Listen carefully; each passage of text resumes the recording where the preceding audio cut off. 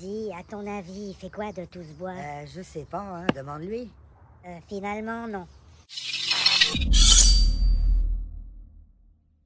Bonjour et bienvenue à tous sur la chaîne Le Goût des Lames, la chaîne des amateurs de lames et de ce que vous voulez. Hein. Bah alors, Roger, t'as des trous? Ah, tu vois, quand je dis qu'il est bon pour la retraite... Tiens, Aïe!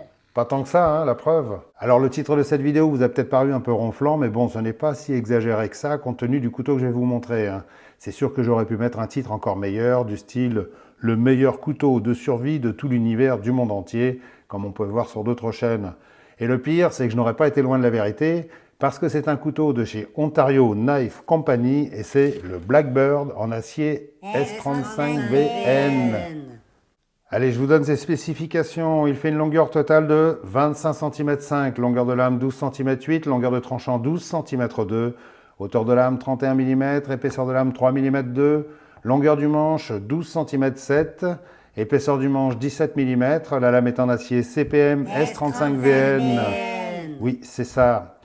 À 58-60 HRC de forme Spearpoint avec émouture plate totale.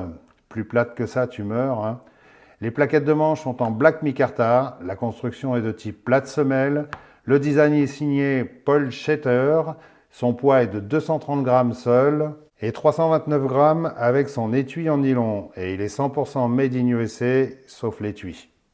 Alors pour la petite histoire, ceux qui suivent les couteaux depuis longtemps connaissaient déjà ce Blackbird qui s'appelait avant le Blackbird SK5, SK5 pour Survival Knife 5 pouces, qui avait été montré pour la première fois au SHOT Show de 2011, si mes souvenirs sont corrects. Hey guys, Adam from Equipment Door here with my good friend Paul Scheider. How we doing, buddy? Good.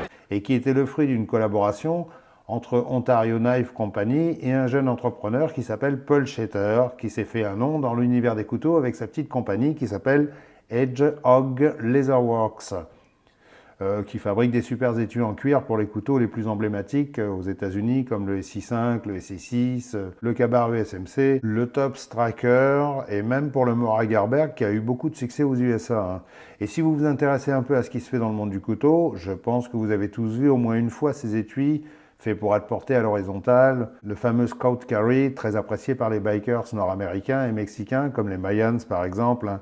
Une excellente série que je vous recommande. Ces étuis sont fabriqués dans du gros cuir épais de vache américaine avec en général une petite pochette à zippo. C'est un style d'étui qui est devenu d'ailleurs très populaire puisque tout le monde s'est mis à en faire, même en France, et on en trouve de très mauvaise qualité sur AliExpress. Et comme Paul Schetter, comme beaucoup d'Américains, est un amateur de nature, de camping, de bushcraft, de chasse et de pêche, il s'est créé son propre couteau avec l'aide de Ontario Knife, le Blackbird, mais qui était en 154 cm, un acier inox très solide, qui a tout de suite eu beaucoup de succès parce qu'à l'époque, Ontario ne faisait pratiquement que des couteaux en 10,95. Donc, un couteau outdoor en 154 cm il y a 10 ans, c'était un événement. Hein. Et il est devenu un des meilleurs couteaux de outdoor proposés par Ontario Knife. Mais aussi le plus cher, et à cause de ça, il n'a pas été très populaire chez nous. Hein. Parce que nous, on connaissait surtout Ontario pour leur excellente série des RAT 1 et 2 pour les pliants et les 3, 5 et 7 pour les fixes, qui entre parenthèses sont plus ou moins les ancêtres des SI 3, 5 et 6, en moins cher. D'ailleurs, au passage, pour ceux qui aimeraient s'offrir un SI5 ou 6, mais qui n'ont pas spécialement envie de vendre un rein, je vous conseille d'aller voir la Bandera. Elle est pas mal celle-là. La Bandera, olé, la Banderat. Franchement, ce sont d'excellents couteaux de terrain, largement aussi bons que les SI, avec le même acier, mais bon, avec des finitions un peu en dessous, mais le prix aussi. Hein. Et ils sont très appréciés dans l'univers tactique. J'ai connu pas mal de militaires qui avaient un RAT 3 dans leur équipement. Donc le Blackbird SK5 original n'a jamais eu beaucoup de succès chez nous parce qu'il coûtait une blinde et comme il n'a jamais été mis en avant par les youtubeurs de l'époque, il est un peu passé à l'as.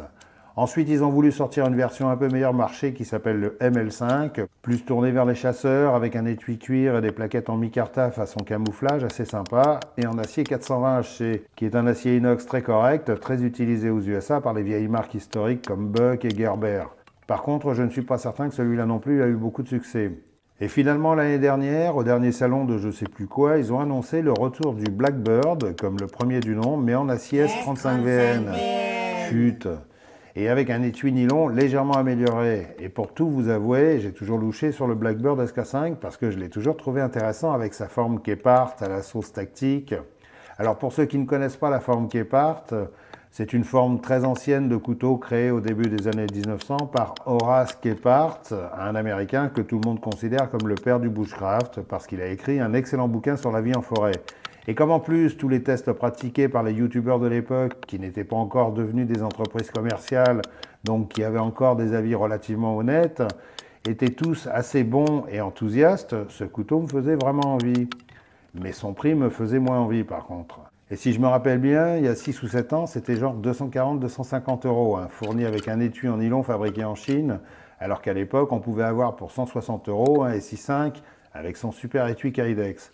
Donc choisis ton camp, camarade. Et là, quand j'ai vu qu'il ressortait ce modèle en acier S35V. à un prix plus raisonnable, mon sang n'a fait qu'un tour, et sachant que les nouveautés mettent plusieurs mois à être en vente aux USA, donc plusieurs années à l'être en France, qui est le trou du cul du monde, c'est bien connu, et comme j'étais persuadé que celui-là allait faire un carton aux USA, du S35VN en bushcraft, c'est assez rare quand même. J'ai pris mon mal en patience et je me suis couché sur le tapis derrière la porte d'entrée en attendant qu'il arrive en France. Et je l'ai attendu plus d'1 an, en appelant chaque semaine le site The Best Knife pour lui demander s'il était dispo chez son fournisseur américain. Mais vu qu'il était quasiment introuvable aux USA, ça a pris du temps. Et le voilà enfin. Enfin, quand je dis enfin, ça fait quand même quelques mois que je l'ai et que je l'utilise assez régulièrement. C'est même devenu mon couteau de bushcraft préféré. Enfin, bushcraft, disons plutôt joujou préféré pour mes activités ludiques en forêt, soyons honnêtes. Alors avant d'entrer dans les détails de ce Blackbird, je vous préviens tout de suite, ne cherchez pas trop les détails de finition, c'est du Ontario, donc c'est pas vraiment du rustique, mais presque. Eux, ce qu'ils cherchent avant tout, c'est de l'efficacité, du confort et de la solidité, donc les petites finitions à l'usinage et le polissage, faut oublier. Comme en général, ils ont l'habitude, comme Essie, Tops ou Ka-Bar d'ailleurs, de recouvrir leur lame avec un revêtement, ils n'ont pas trop l'habitude de fignoler l'apparence des lames. Et comme on peut voir sur le dos de celle-ci, ils ne se sont pas emmerdés à faire disparaître les traces de découpe. Ils ont laissé ça tel quel, et c'est tout à fait dans l'esprit de la marque. C'est tu achètes un outil fait pour travailler, pas un objet de luxe fait pour te regarder dedans. Donc voilà quoi. C'est un couteau d'une extrême simplicité dans sa forme, et c'est ce qui m'a séduit tout de suite. Quand on voit la forme ultra basique de cette lame et ce grand manche tout droit sur le dessus, avec juste un ventre légèrement bombé en dessous, avec sa grande garde, on croirait presque que ce couteau a été dessiné par un enfant.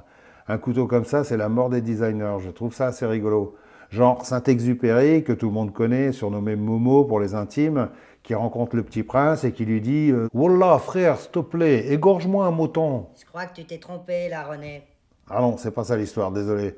Non. En fait, il y en a un qui dit « Dessine-moi un couteau » et l'autre... Alors, je m'en rappelle plus, tant pis. Bref, ce qu'il aurait dessiné, c'est un Blackbird. Vous trouvez pas que ça ressemble à un dessin d'enfant? Je crois qu'il n'y a plus personne, René. J'en ai vu plein partir. Bon, tant pis. Et c'est justement cette simplicité qui a fait le succès de ce couteau dans l'univers des chasseurs, des coureurs des bois et des militaires aussi, qui ont adoré la première version parce que c'est un couteau avec une excellente prise en main, facile à manipuler, avec un long manche sur lequel on ne se sent pas du tout à l'étroit, même avec des gants super épais. Et franchement, pour moi, c'est un bonheur de me sentir à l'aise sur un manche de couteau que j'ai souvent tendance à trouver un peu trop court.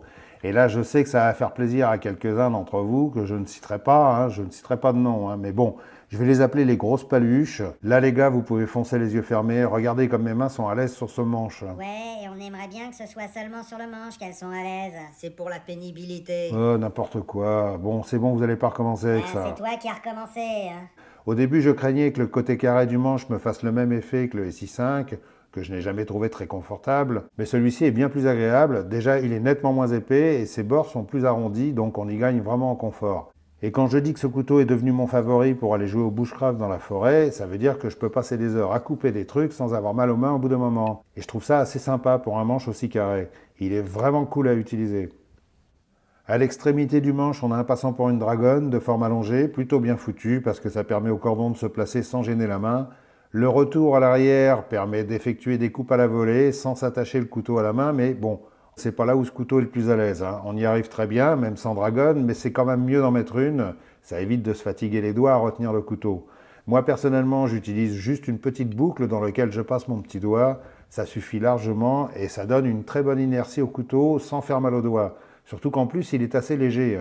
Par contre, ceux qui sont en général inquiets avec des couteaux sans garde ou qui ne savent pas les tenir fermement, ça existe, vont être assurés. Avec sa grande garde, on a la main totalement en sécurité et on peut y aller franco. Et en plus, chose que j'adore, c'est aussi un détail qui m'a motivé pour l'acheter, c'est que le tranchant vient quasiment toucher le manche. Il y a à peine un minuscule casse-goutte et je trouve ça très cool parce que tout le monde sait que j'aime bien avoir la main très proche de la lame pour un meilleur contrôle de mes coupes. Alors justement, en parlant de coupe, parlons de cet acier S. Merci. C'est un acier haut de gamme issu de la technologie des poudres qui fait partie de l'aristocratie des aciers de coutellerie. Bon, je ne vais pas vous faire l'expert en vous sortant la fiche technique pour vous dire quel pourcentage il y a de carbone, de vanadium, de valium, de cristal d'arc et de porcelaine de Limoges. Je laisse ça à d'autres qui s'en chargent très bien avec des belles animations PowerPoint. Moi, je préfère utiliser mes couteaux plutôt que de les regarder et je juge l'acier sur mon ressenti à l'usage. Mais ce qu'il y a quand même à savoir, c'est que c'est un acier avec une finesse de coupe bien supérieure à du 10-95 par exemple, qui va garder son tranchant bien plus longtemps. Mais par contre, il faut le traiter avec un certain respect, c'est-à-dire que ce n'est pas du 10-95, donc il faut éviter de lui taper dessus comme un sourd. C'est un acier capable de faire beaucoup de choses, d'encaisser pas mal de chocs sans broncher, mais comme c'est un acier assez dur, avec une structure assez fine, ça peut casser si on bourrine trop. C'est donc un couteau à utiliser quand même avec un peu de finesse.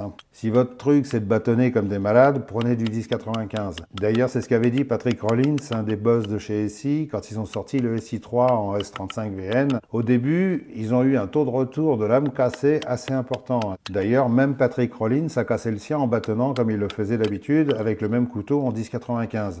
Du coup, il a fait une vidéo pour expliquer que cet acier n'est pas fait pour les bourrins et les rois de la massue, et que pour eux, il valait mieux en rester au 10-95. Donc je suis tout à fait du même avis, cet acier est vraiment excellent, ça coupe redoutablement bien, et avec sa lame pas trop épaisse et son émouture complètement plate, il est parfait pour la chasse, le bushcraft, le camping, la bagarre et la survie soft. Quand je parle de survie soft, c'est-à-dire que c'est pas fait pour soulever des cailloux ou des plaques d'égout comme on le ferait avec un Ka-Bar BK2 par exemple. En tout cas, sa lame fine et son émouture plate font des merveilles sur des coupes qui demandent de la précision, comme l'écorchage de pantoufles sauvages ou faire des feather sticks pour préparer son feu. Et comme je l'avais fait remarquer dans des vidéos précédentes, maintenant, moi, je favorise plus des lames fines que des grosses lames épaisses. Parce que je trouve qu'on fait plus de choses avec, et si on veut couper des arbres, eh bien on se prend une hache ou une tronçonneuse. Sinon, ce S35VN est un acier qui ne rouille pas, qui coupe très fort et qu'on ne sera pas obligé de réaffûter tous les jours, sauf accident bien sûr. Ce qui est plutôt pas mal, par exemple quand on part plusieurs jours à la chasse et qu'on a oublié son petit nécessaire d'entretien. Et justement, à propos de petits nécessaires d'entretien, je vais parler de l'étui. Alors, c'est un étui en nylon balistique fabriqué en Chine, comme tous ceux de chez Ontario, Tops ou Ka-Bar, peut-être même par la même entreprise, qui sait. Il est de bonne qualité, les coutures sont solides, le couteau est solidement tenu par une bride qui vient passer par-dessus la garde et se verrouille avec une pression, et une autre en bout de manche, réglable en tension avec du velcro pour la rendre plus ou moins serrée. C'est solide et c'est assez pratique.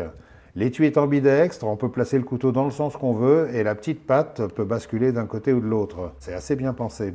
Alors c'est un étui, ce qu'on appelle de genre tactique, qui est fait pour être porté à la ceinture, avec un passant assez large pour des ceintures militaires, jusqu'à 5 cm, ou fixé sur un gilet tactique, un sac à dos, une plaque de cuisse, enfin tout ce qui a des passants mollets. Rien de très nouveau dans le genre, on a déjà vu ça des centaines de fois. Ce qui est intéressant, c'est que sur l'avant, on a une petite trousse d'écolier pour pouvoir emmener ses crayons de couleur en toute sécurité. C'est quoi ça? C'est pas mes crayons. Ou une pierre à affûter, ou une bonne lampe de poche, ou pour les fanatiques du feu de camp, les pyromanes et les gros fumeurs, on peut également emmener un kit feu capable de répondre à toutes les situations. Ou alors, pour les survivalistes purs et durs, un kit nourriture d'urgence qui pourra vous sauver la vie en cas d'hypoglycémie, ou pour les plus maladroits, un bon stock de pansements. C'est sympa comme forme de pochette, et ça, par contre, ça change un peu de ce qu'on a l'habitude de voir sur d'autres étuis. Pour conclure sur ce Ontario Blackbird, allez, je vous laisse le dire. Alors. Reprise de la grève. Ah ouais, d'accord. Donc, pour conclure sur ce Blackbird S35VN, j'adore carrément ce couteau. Il est tellement simple et tellement évident à utiliser que c'est presque déconcertant. Il est vraiment cool. Et pour ceux qui se sentent toujours un peu étriqués sur les manches de couteau, allez-y sans problème.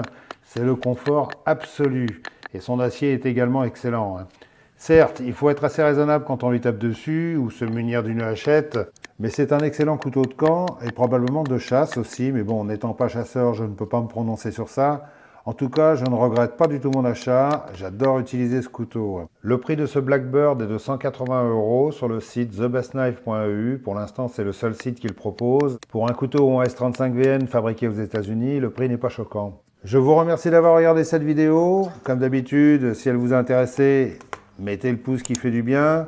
Et donnez-moi votre avis sur ce couteau en commentaire. Je suis curieux de savoir si cette forme vous plaît et si vous avez déjà essayé du S35VN en forêt, est-ce que vous en pensez? Et sinon, n'oubliez pas de vous abonner si ce n'est pas déjà fait et d'aller jeter un coup d'œil dans la partie description avant de partir. Vous y trouverez des renseignements utiles. En attendant la prochaine, soyez fluides et restez bien affûtés. Salut!